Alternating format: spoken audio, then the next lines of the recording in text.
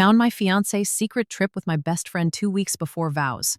I was standing at our kitchen island chopping strawberries for overnight oats, humming along to the dumb jingle from the laundry detergent commercial that always gets stuck in my head. It was an ordinary Tuesday morning. The coffee maker hissed.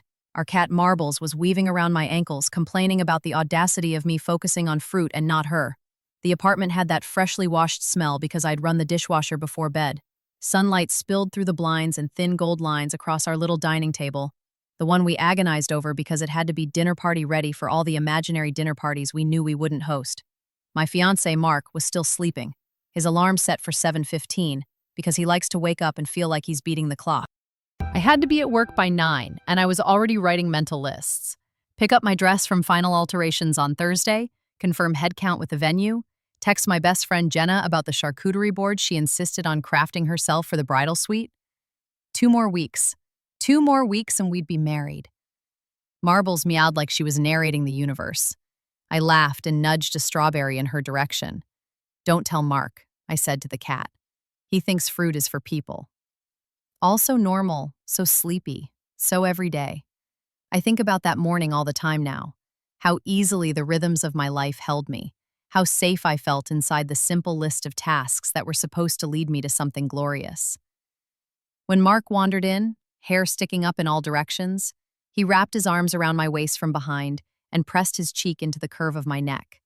He said, fake sniffing. Strawberries, the superior berry. His voice always dropped an octave in the morning, and I loved that. He swiped a piece from the cutting board and made a big show of savoring it. "This one is for our future," he declared, popping another into his mouth like a toddler who discovered the concept of drama. You don't expect your heart to break on a day that starts like this. Red flags don't wave red when you're in it. They're soft pink, romantic even, ephemeral whispers you can rationalize. The first little weird thing was about 2 weeks ago, right when we were in wedding crunch mode. Jenna, my maid of honor, my friend of a decade, the one who loaned me her favorite sweater when I spilled wine on myself on our first double date with Mark, started responding to texts with unusual delays. She's a rapid-fire texter. She has a way of turning mundane nonsense into something hilarious, of sending me photos of her dog wearing sunglasses with outstanding commentary. But lately, when I texted anything wedding-related, she was flat. Or it was all, "Sorry, work is nuts," and had to take mom to the eye doctor. Valid, her mom does struggle with her vision. But there was something else I couldn't pin down. My therapist would call it disconfirming behavior. I call it stuck in my teeth feeling. It wasn't that she wasn't showing up. She'd still call me and we'd talk about napkin colors and how my hair appointment was shockingly expensive but honestly worth it. But her energy felt off. And sometimes when we'd be chatting, Mark would come into the room and she'd go very still. The last time that happened, I turned down the music and asked, "You okay?" And she laughed like it was nothing. "I'm fine, just checking the time." Dentist appointment. She didn't mention a dentist appointment. Even with that, I shrugged it off. People have lives, stress builds in weird places. The second red flag, also pink at the time, Mark's new phone password. He'd always been open phone, the guy who would toss his phone onto the couch and ask me to please find that meme with the dancing raccoon. A month ago, he started keeping it face down, then later switched to a new lock screen code and Face ID. So many new security features for a man who once said, "If anyone steals my phone, they're in for a treat of fantasy football and budget spreadsheets." When I teased him, he smiled and said, "You never know, my love. My buddy had his identity stolen from a bar in Seattle.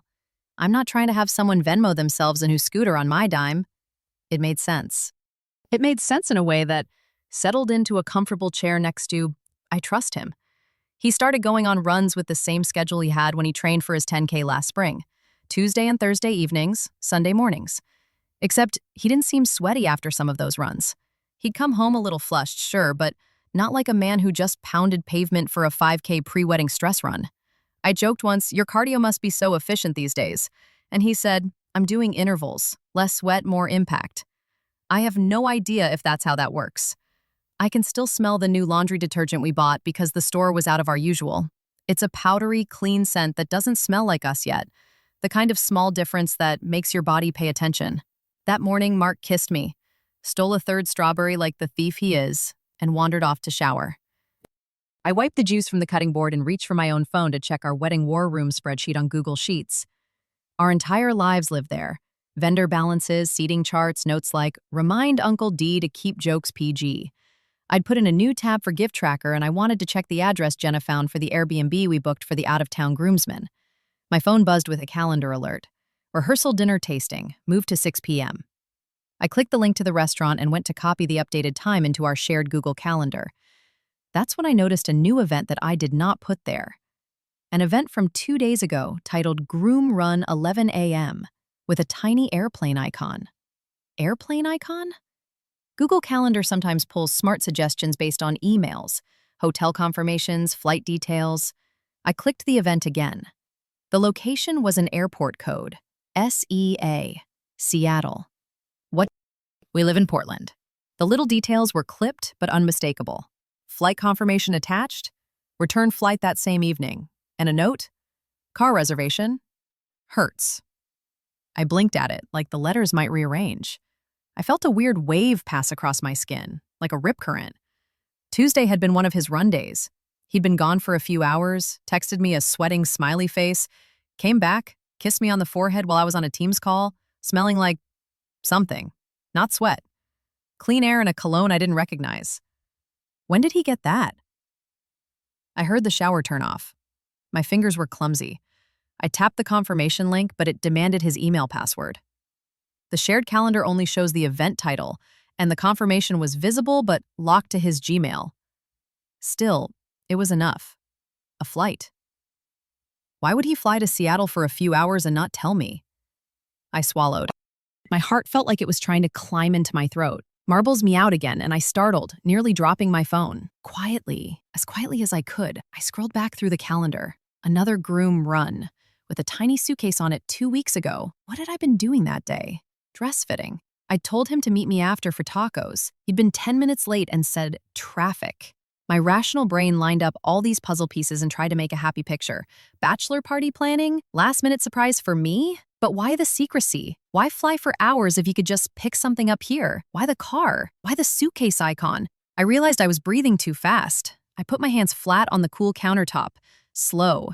In through the nose, out through the mouth. He came into the kitchen with wet hair, smelling like the new body wash I bought because it was on sale. Cedar and some fancy-sounding plant. He leaned against the doorway and gave me a smile that looked like home. Baby, if you keep slicing strawberries that aggressively, you're going to scare them into jam.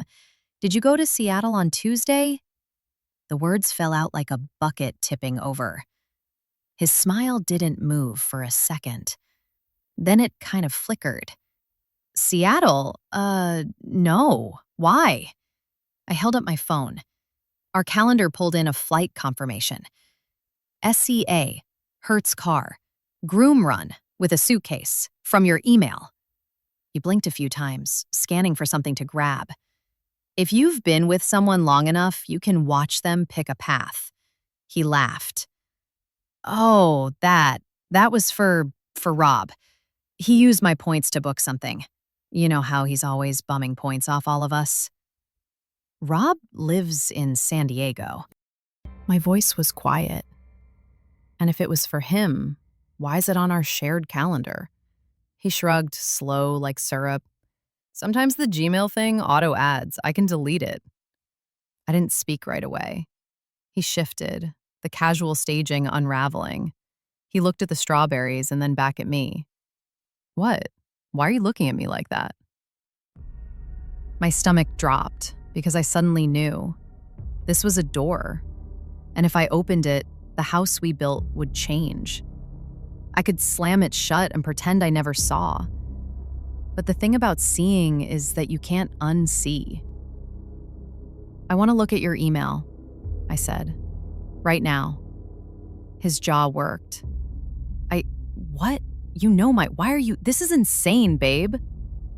Then it shouldn't be a problem. The pause between us was a canyon. Marbles jumped onto the counter as if to break the tension, and I automatically lifted her down. When I looked back up, he had already decided. He put his hand on his hip, defensive. I'm not going to start our marriage by letting you rifle through my email. I felt something in me break off and clatter to the floor. We share finances. We share a lease. We share a life. And you flew to Seattle without telling me. You've been locking your phone. You go on runs that don't make you sweat. So yes, I want to see the email. He stared at me for a long time, and the expression was not a man trying to protect his privacy. It was a man calculating, and panic landed in my chest like a weight.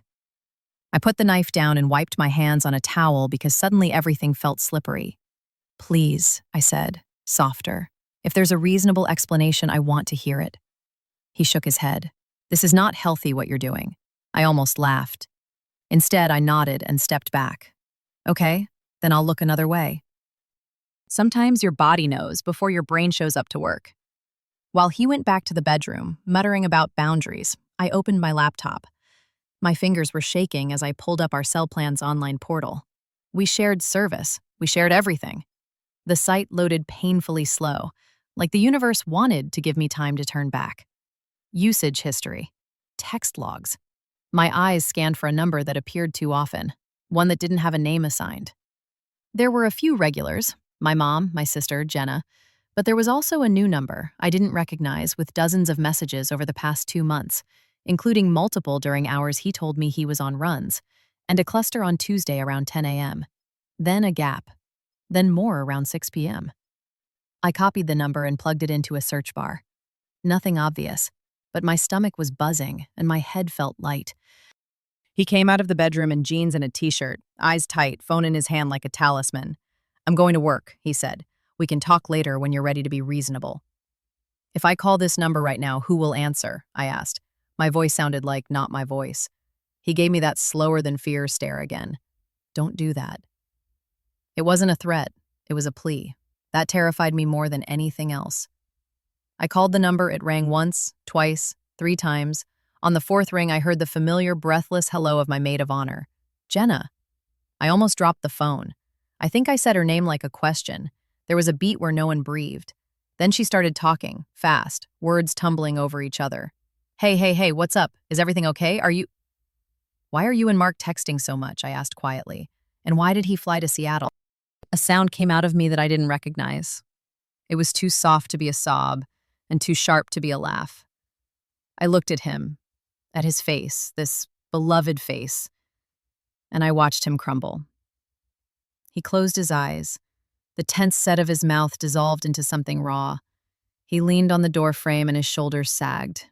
I spent a few hours with her, he said, barely above a whisper. We needed to talk about what we did. We were going to stop it. We did stop it. Tuesday was a goodbye. In my ear, Jenna started to cry. I'm so sorry, she said. I'm so sorry. I'm a monster. I hung up. I didn't slam the phone down because I felt delicate, breakable, like the kitchen was full of glass and the sound could cut me. Tell me everything, I said, which I've learned is what you say when you know that everything will hurt more than silence, but you need it anyway. He sat at the table we picked together, the table where we had eaten takeout while making silly diagrams of our hypothetical future children's soccer practice schedules. He didn't reach for me. He stared at a knot in the wood and started talking. It wasn't a dramatic confession, it was quiet, like a bedtime story, if bedtime stories were landmines. He said it started in January, the night we argued about our jobs, how I'd been late 3 times that week because of my manager's last-minute requests. How he said he felt like our life had become all logistics, no romance. After I went to bed early, crying into Marbles' fur, because I always cry when I feel criticized, he stayed up. He had a beer. He scrolled. He said he wanted to talk to someone who knew me, who could vent with him without it being a big deal. He texted Jenna to ask if I seemed happy. He said she said yes and also no, that I seemed anxious, that the wedding planning was eating me. They messaged a lot that night, and then the next day and the next. He said it felt safe. He used that word 3 times, safe. It made me want to put my fist through our turn-of-the-century style home sign. He said one afternoon when I was rearranging our linen closet because that calms me, he met her for coffee near the design studio where she works. He said it was an accident that became a plan. He said they talked about me. He said he felt seen.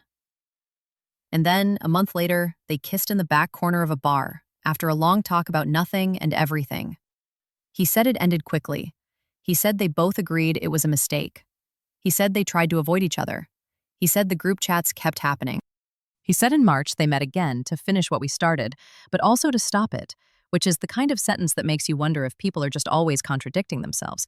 He said there was no hotel. He said they didn't do everything. He said that as if that would make me feel better. It didn't. It hurts in such a specific way to be told the mechanics of your own betrayal. It pulls your insides out through a very small hole. I felt heat and cold. Rage is hot. Grief is cold. Fear is both. I wanted to hurt him and hold him at the same time, which makes me hate myself in a whole new way. He kept talking. He said Tuesday was the official end of it. He said they chose a city where we didn't know anyone. He said he booked the flight with points and told me it was a run because he was ashamed. He said they sat on a bench by the water and made a list of reasons why they had to end it now. He said they cried. He said he thought he was saving our marriage before it started. I stared at him.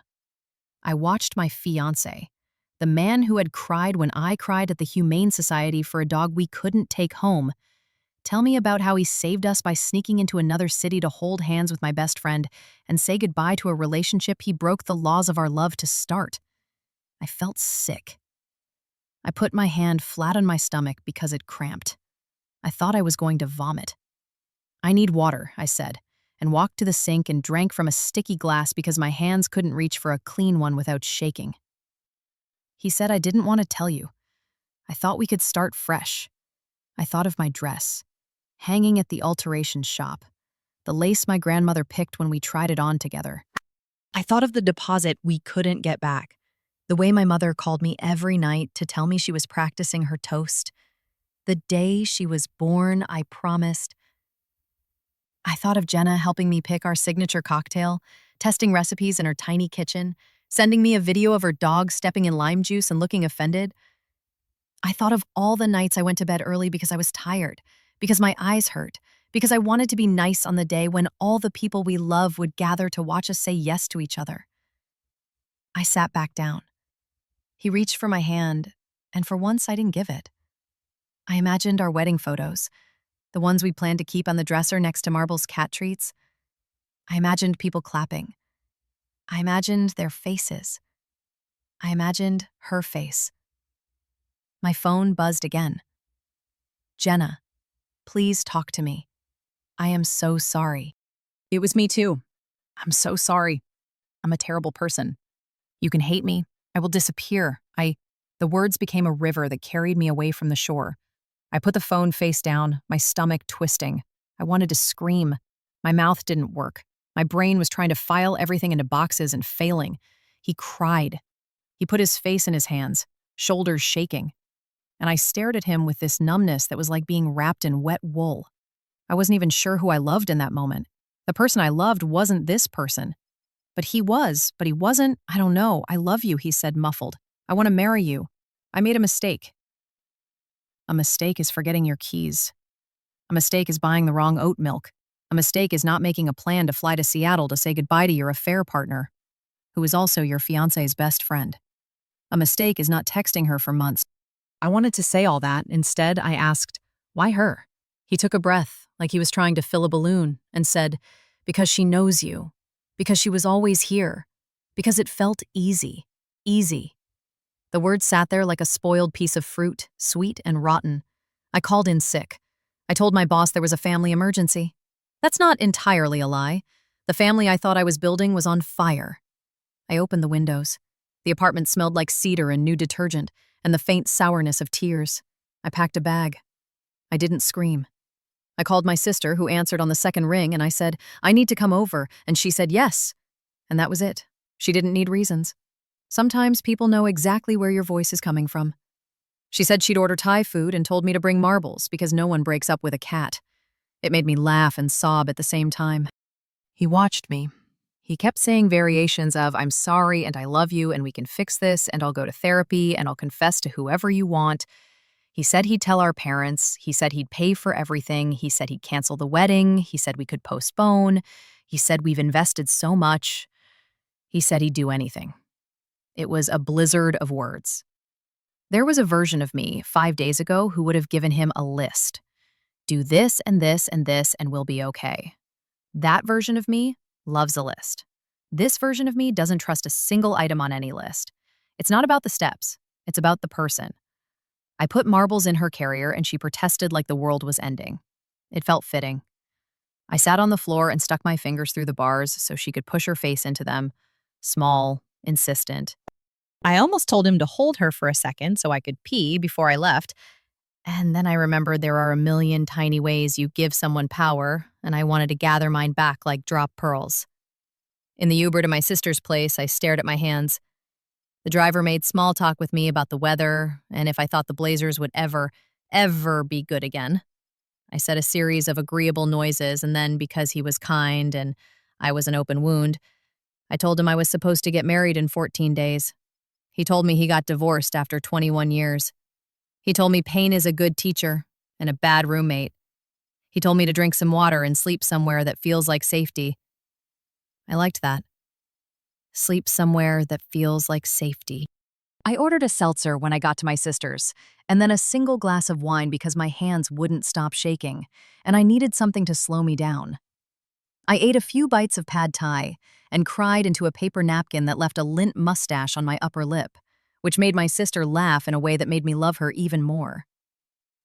I read Jenna's texts and didn't respond. She sent me photos of our friendship like a weapon, but also a plea.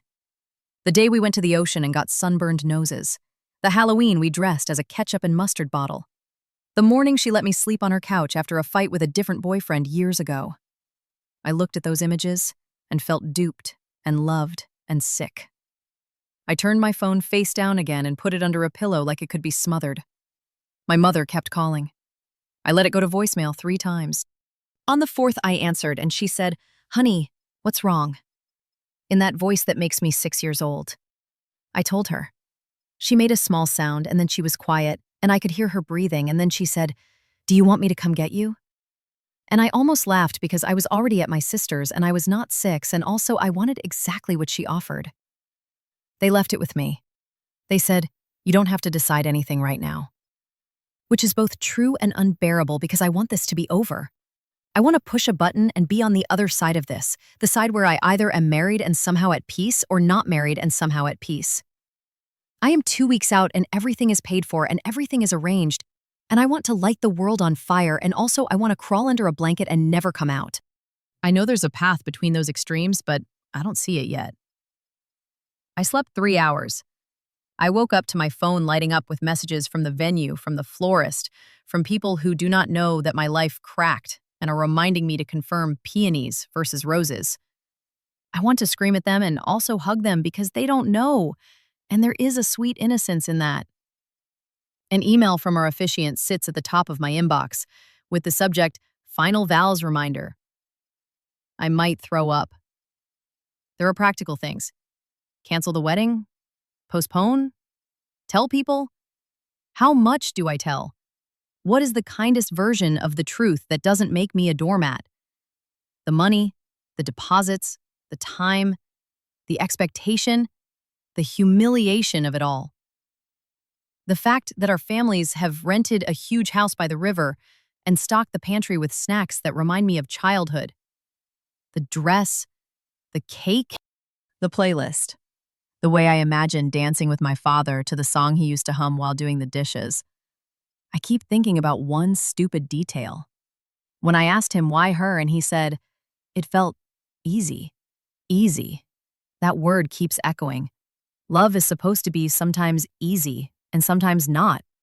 Marriage is work, yes, but not this kind of work. Not the work of unlearning a betrayal that braided itself into my every memory of the past 7 months. Mark sent me a text an hour ago. I've called the venue. I told them we need to discuss postponing. I'll cover whatever. I told my mom. She cried. "I am so sorry. I'll write a full confession for you to send to whoever you need. No lies. I'll do therapy. Group, couples, individual.